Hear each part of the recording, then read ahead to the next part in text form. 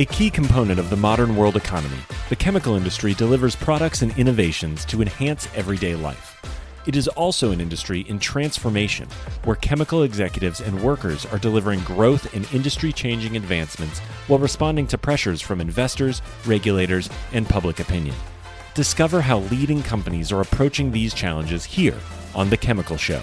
Join Victoria Meyer, president of Progressio Global and host of The Chemical Show, as she speaks with executives across the industry and learns how they are leading their companies to grow, transform, and push industry boundaries on all frontiers.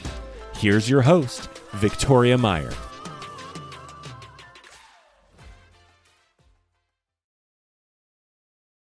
Hi, I'm Victoria Meyer. Welcome to The Chemical Show. This week, I am speaking with Gulay Serhatkulu, who is the Senior Vice President of Performance Materials North America at BASF. The business that she leads includes plastics and materials that go into transportation, construction, industrial applications, and consumer good markets. Gulay holds a PhD in polymer science and chemical engineering, which is impressive. And she is really active in innovation and sustainability and leadership, obviously, across BASF's business. Gulay, welcome to The Chemical Show. Thank you very much for having me, Victoria. Looking forward to our conversation. Absolutely. Thanks for joining me. So, what is your origin story? How did you get interested in polymers? And then how did you get interested in BASF? It is simple. Polymers. I was in chemical engineering as a university, as the bachelor degree. And then I found the polymer world very fascinating. So I started focusing on getting into polymers in my master's degree, in chemical engineering. Then I decided to apply for a fellowship for doing my PhD, which I chose going into biodegradable plastics, believe it or not. Again, that's my journey also with sustainability pretty much has started. I still think that maybe even after the PhD and 2 postdocs on top, maybe I know a little bit about polymers and plastics. And to be frank, it's a wide and large area and lots to learn. The more you know, you realize that you know very little. And so I came to US for my PhD and stay in the polymer field pretty long time, I have to say. Yeah, that's pretty amazing. And you've spent, if I'm right, the majority of your BASF career has been more in a commercial role versus technical, right? So obviously you've got all this technical experience in your background, and yet you've stayed very commercially oriented. I started from the technical services, exactly in the thermoplastic polyurethane group. In the technical service group, we had a smaller organization in North America region. We also do a lot of chemical modifications to make sure the products run well in our customers' equipment. And so it also involved a lot of the development projects with the customers, but main focus was solving the issues in the customer equipments with the products, doing new trials with the new materials, sometimes for new applications. And it was a lot of fun. I have done it for 2 years. And then from there,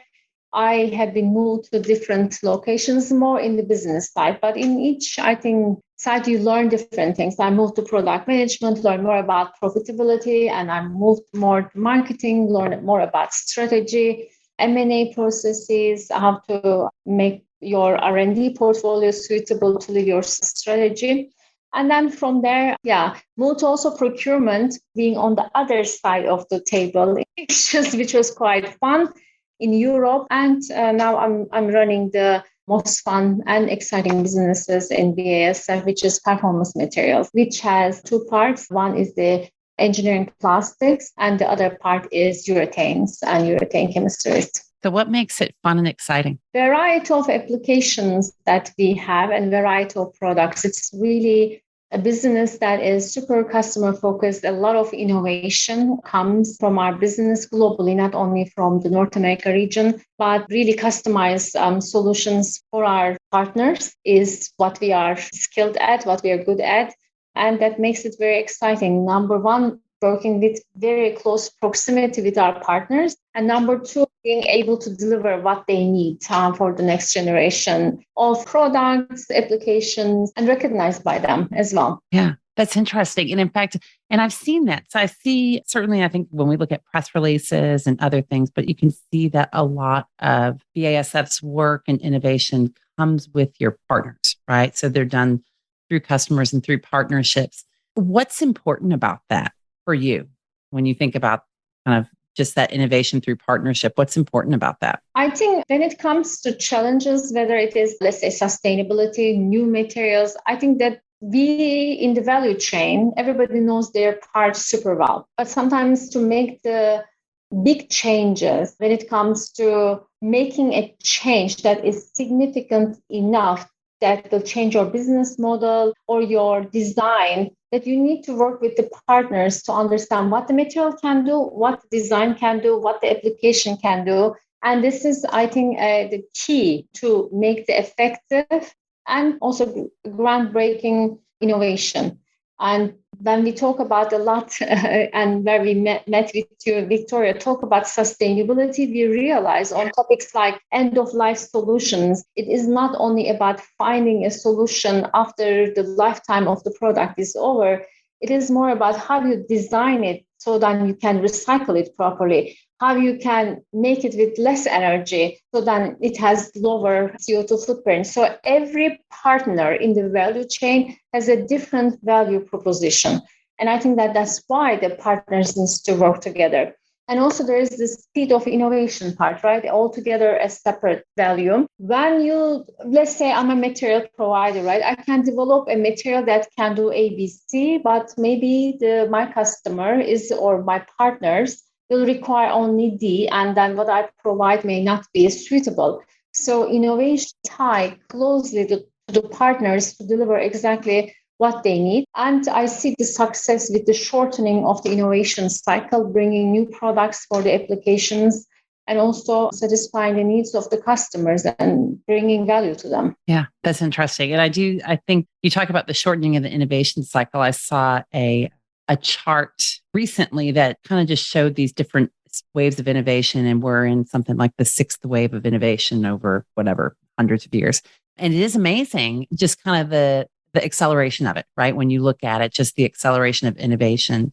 And frankly, I think a lot of this, in terms of where we sit today, is driven by consumers, right? Consumers are wanting something new all the time, and they don't understand why it can't be delivered. Correct. And I think the new generation will be even, I think, further along than the current, I will say, customer base, because the new generation, most of them did not even know the times when there was no internet or smartphones or iPads. They grow up with everything, every information in front of under their fingertips, and they can access to things very fast. So their patience level, I think, for new products, new things are much less.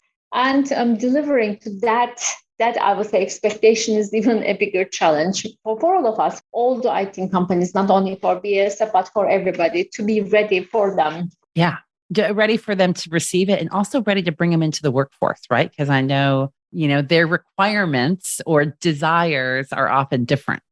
They grow up. I have a son who is going to turn 20. He's 19 years old. He's also an engineering student. And I think we have to put it into context why they're different. They grow up differently than we are.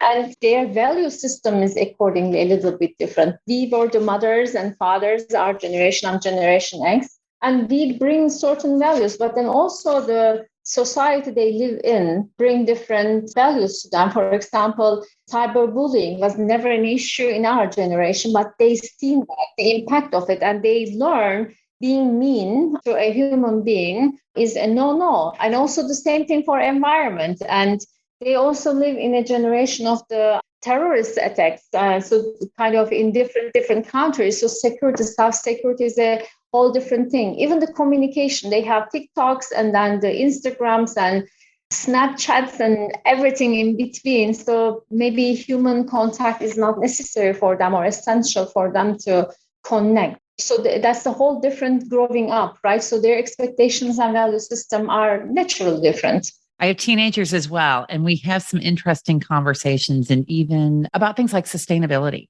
And I wonder, I'm like, where are you getting your information? They don't know. It's TikTok or Snapchat. That's the honest answer. But they're really concerned. They're like, what are you doing for our planet? One of my daughters is really passionate about water. So not just plastics, but, kind of what's the effect of water, et cetera. So I think our next generation is going to keep pushing us to be faster at delivering solutions.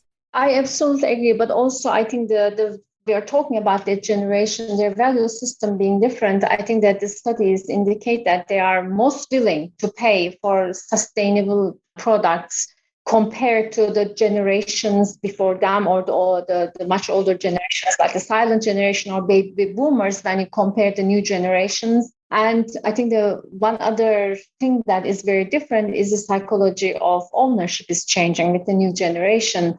Rather than having more stuff or dissatisfaction, what we have now in order to pursue us to we need better or newer or extra products in our lives, they have maybe more simple living and not owning but maybe renting that what is needed for luxury items. And that is a whole different lifestyle as well, I will say, than the Generation X for sure. Absolutely. It's interesting. So you mentioned the Sustainable by Design event that we met at, which was really amazing. So let's talk about the importance of sustainability to BASF. And what are you guys doing as it relates to that? I mean, every company has these big, ambitious goals, and everybody's taking a slightly different approach to those big, ambitious goals. How are you and BASF approaching it? Well, I mean, like any other company out there who has think about their future, BASF also have very ambitious goals. But I think the goals are one thing, and then the actions are whole another aspect. We are very vocal about what we are doing in every aspect of our targets, how we are going to come to carbon neutral growth by 2050. And that involves our, let's say, using our green electricity, for example, in our sites. Also, we have a very recent announcement for North America region to accomplish that, but also innovating ways to electrifying our main production, that we having lots of CO2 in our own production steps, that we are working towards developing solution with partners, again, who has maybe much knowledge on electrification of certain parts in the production processes to come up with solution. And we publish those very frequently to show the industry that we are not only talking, but we are really walking our talk. And we do a lot of investment as well, whether it's the R&D for our portfolio, whether it's the green electricity, especially in Europe, a lot of efforts, and also on our innovation and with our partnerships. We really have concrete plans and measures in place. That's what's more important to me, as you say, that not only the ambitious targets, what we have to back that up. Yeah.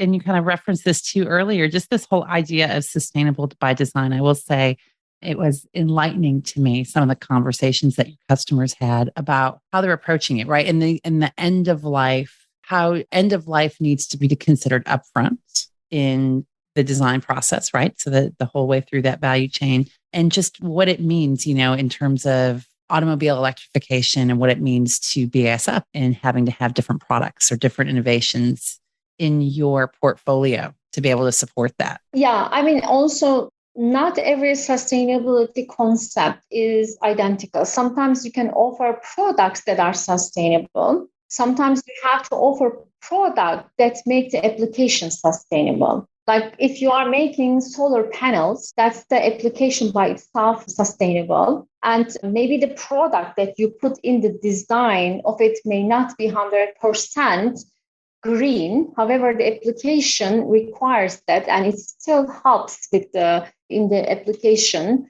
as long as it is recyclable, right? Or have longer life cycle. So the similar with the electrification of transportation industry, similar things. Not every single product may not be green. We do have a lot of products that are coming from recycled materials. However, still the making that transformation happen with the products that we have that will perform under those different requirements is still, I think, is the right way to move. Yeah, it's interesting. It's the whole life cycle analysis, right, of the value chain, of the product in use and the impact of that. And I think certainly, McKinsey recently published a report about that as it related to plastics and particularly plastics packaging. And I've spoken with some other folks who have really said you have to look at that whole life cycle aspect. You can't just take one piece in isolation. And it's an excellent report, the one that you're mentioning, that we have to be moving away from the emotion and look at the data scientifically. I think the most, critical part of that report that you just mentioned is when you compare different applications, alternatives to plastics, you see that actually from the greenhouse gas emissions standpoint, that you have favored results for plastics. But plastics should be where they belong, and they do not definitely belong in the oceans or in landfills. So I think that trying to solve the problem from the wrong angle is also not correctly defining the problem correctly. We'll be right back. At Ecovist, they're accelerating the transition to a sustainability-driven future. Their long history of innovation, expertise, and customer collaboration supports the development of proprietary catalysts and services across their two industry-leading businesses, Advanced Materials and Catalysts and Eco Services. Advanced Materials and Catalysts is a leader in proprietary and customized technologies for polymers, cleaner fuels, emissions control, and circularity. Eco Services is the largest North American recycler of spent sulfuric acid. Ecovist, your catalyst for positive change. You talk about emotions, and yet people also say decisions are more emotion than fact many times, right? As much as we as engineers want to believe that it's all about the data, we know that it's a lot of things are driven by emotion. And I think that's one of the personally, I think that's a challenge that the chemical industry has. Chemical and the plastics industry is figuring out how to connect to some of those emotions and bring it back, right? So, there's all the images of whether it be a turtle with a straw or the plastics in the ocean that has drawn an emotional effect. And I think we can all agree, yeah, we shouldn't have plastics in the ocean. That doesn't mean plastics are bad. So we have to figure out how to change the conclusion of that, not just the impact, right? It's kind of that whole aspect. The positive impact of internet is we see these pictures and we admit there's a problem. The negative is we define sometimes the problem wrong and maybe sometimes politicize the entire topic, which needs to be handled scientifically. And that's where I think the things get a little bit more emotional than scientific. But at the end, that's we have to live all that and the good of accessible information or providing voice to everyone to their opinions. But every opinion doesn't mean that it comes from education or it comes from understanding of different technologies. And we have to always listen, but take it with a grain of salt to educate ourselves, but not believe in everything that we hear on the internet, right? For everything. Absolutely. Ability for everything else as well. Yeah. Yeah. Be susceptible. There's a saying that I can't think of at the moment, but it's like trust but verify, right? Trust but verify. Sure. We should take that all into consideration a lot more. So, you talk about your customers, and I think I've been talking with different people across the industry about the customer experience, right? And I think often inside the chemical industry, it's undervalued, right? What the customer experience really means and is, because we think of sometimes our bit more product centric positioning versus really customer and experience and value driven. But it seems like, you and BASF are trying to really change some of that dynamic in terms of being much more customer centric and value driven. Is this new? What's the approach? What's the impact on BASF, and how are you thinking about that customer experience and how you create value with that? I guess a lot of credit goes in this case to our CEO, Martin Brudermüller, when he just started implementing new strategy with actually quite a large team of people, and our even new logo for the strategy, customers at the center of everything we do. And I think that the simple strategies, simple messaging. But as you say, for chemical industry, it's the big shift from product to more maybe to customer centric. I can give an example from my own organization. In performance materials, we don't run our businesses based on our product groups. We run our businesses based on the industries we serve, which is unusual for most of the chemical companies that you have. For example, plastics division. We don't have plastics. I do have 4 different industries that we serve to, whether we serve them with engineering plastic solution or urethane solutions, but we look at the industry holistically, for example, which help quite a bit, because sometimes the solution can come from A or B product, but understanding the trends of the industry, the players, what matters to them is a whole different mindset. Yeah, it starts with the new strategy, and I believe that our even service groups, not only our operational divisions, have the same mindset to make the service, to connect with the customer better, make things easier for the customer. Yes, we have been putting a lot of effort since our last strategy in place to improve our experience. That's great. I think that's good.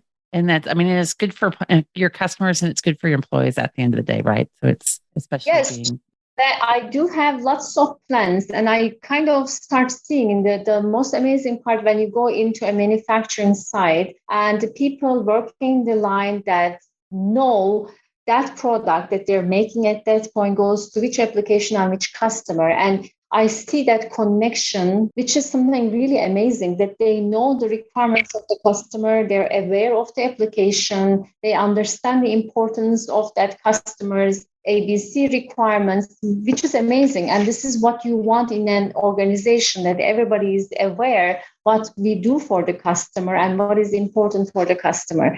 So maybe if we go back, let's say 10 years ago, it wouldn't be the case. But now I will say with the new strategy, we're getting better and better and stronger on our focus on the customer. Yeah. And that is really impactful that you can connect it all the way back to manufacturing, that your manufacturing employees understand the importance of product X because it affects this customer and that customer's application and ultimately the individual, the company, whomever's consuming it. Yeah. Right. And for the employees, there's pride in it. There's pride that they have been making that product for ABC application for the customers when they go out for shopping, showing their kids, hey, I'm manufacturing this product for this customer. So there's also some pride in it, some connectedness to the customer, connectedness to the business. And it's a different satisfaction in the end for employees.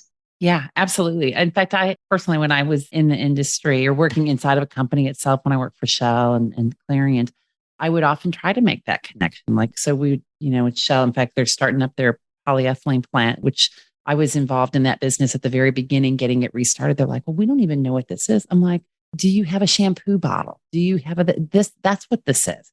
And helping to create a tangible connection for your employees, for your team with products that they interact with on a daily basis is super helpful. I agree. It's different engagement. And also, you're right. We were all trying to do that in a very ad hoc basis, maybe with examples, but now I'm hearing when I talk with the employees, okay, what are you producing now? And they're saying a product for this customer. You just do not exciting. Like right away, which is very exciting. Well, and then it really transforms. It starts to really transform your business and what you do and how you value what's important. I agree. And that's when you understand your organization is really customer focused. And I can tell you that I have been hearing for a while now. That means that it is going into the deeper levels in the organization, in the grassroots, and it kind of clicks with people. That means that I think we are in the right direction to be truly customer centric. Yeah, that's awesome. That's really great. So, another topic that has been a big concern all across the industry, and frankly has become now a household word, is supply chain, right? Everybody knows about the supply chain. So first we started with the pandemic, and now we've got the inflationary effects and just the fact that, with COVID is still occurring. And we've obviously had recent shutdowns in China. The Russia-Ukraine conflict is having its own set of challenges on the global supply chain. What do you see? What effect is it having in your business? And I know you're North America centric, but how has your supply chain been affected, and what are you doing differently today to manage that than you might have done a couple of years ago?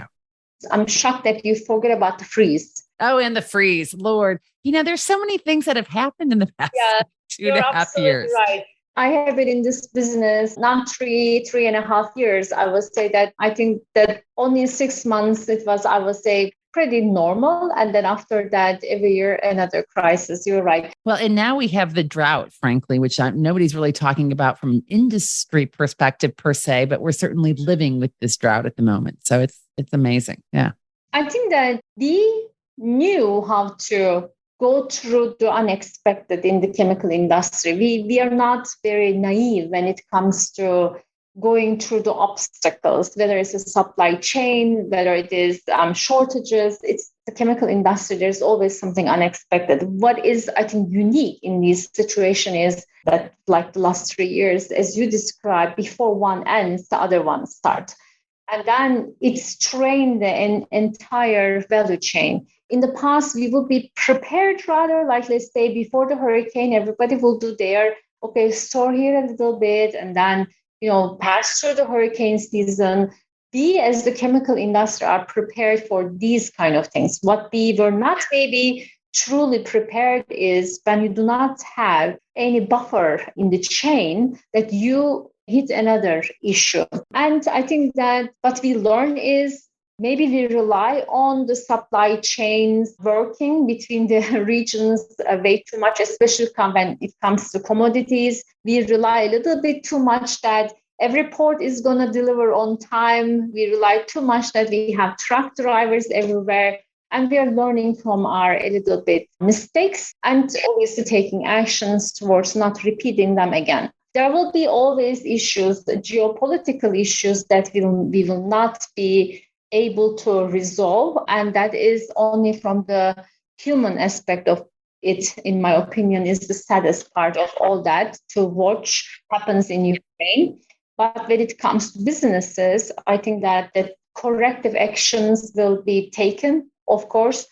But one thing is very clear, and I think that BASF made it obviously is very vocal about the topic that chemistry goes everywhere. It goes to your medications, it goes to your household products, it goes to your clothing everywhere. And then once it's breaking, a lot of the other industries are also going to be impacted by that. So I think that sometimes people look at the chemical industry, it's not important. But this is not only about chemical industry, it's about everything in our daily life that we use, from your shampoo, the soap, the medications, everything, your dialysis machines to, everything pretty much. So that is, everything is about chemistry. So the impact is actually larger than people or also politicians understands and appreciates. And one thing maybe that with communications that people and politicians understand the importance of the chemical industry in the total daily life perspective and what it means to shutting down the chemical industry for the daily lives. That is all the importance of it in our daily lives. Coming for the North America, the impact for the last Ukraine-Russia in North America region, even if we do not impact it, some of our customers, because of how their value chains are set up, are impacted. And we are watching carefully. And I think that also in our company, our board members are quite active to resolve the solutions with the government representatives. And I trust that a solution will come sooner than later, hopefully with no further damage to many lives. Yeah, it's been a very rough situation for everybody that's affected. There is not really any much right in that situation, and I hope a resolution will come quickly. I agree. Good. So, Gulay, this has been really a good conversation. I have one more question for you. I was debating whether I was going to bring this one in, but let's talk leadership. So you've progressed really quickly at BASF by, from what I can see, and you lead as business that has a really significant impact both to BASF, its employees, and its customers. Most critical to you when you think about your leadership style and your effect on your team? What's critical for that? They say that the fish smells from the head, right? Is it a saying? It's a saying, right? So I think a lot to do with the leadership, and that's a responsibility that I have to carry every day on my shoulders, because whatever goes wrong in the business doesn't matter. It is with me. I take accountability for what happens in my business. But I have to admit, I have an extremely strong team of individuals, and I practice what I learned, democratic leadership throughout the years. I'm getting better and better with every team. Doesn't matter the title, doesn't matter what level at the people, as long as they sit in the leadership team, they have equal voice to bring their commentaries on any topic that we are discussing. We make decisions together. We vote in some cases when there are different ideas, but once we agree, we go for it.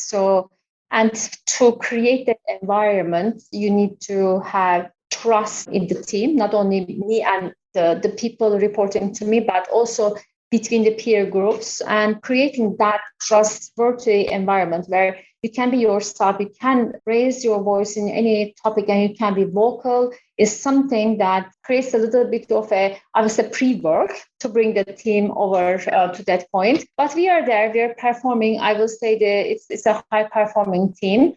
And all I have to do is, when we have newcomers or people going, or keeping that dynamic and the leadership intact. The good thing is BASF also does what we call feedback and feed forward every year, that employees my direct reports, for example, will give a lot of commentaries, what I should be doing more, less, stop doing, or how am I for our values that we define in BASF. And I get concrete feedback. Then we do have discussions and improve. There's always improvement for everybody, but having these conversations continuous also makes me a better leader. And I'm sure, just like sustainability, also in leadership, there's so much to learn and so much to do better as well. Yeah, a continuous journey.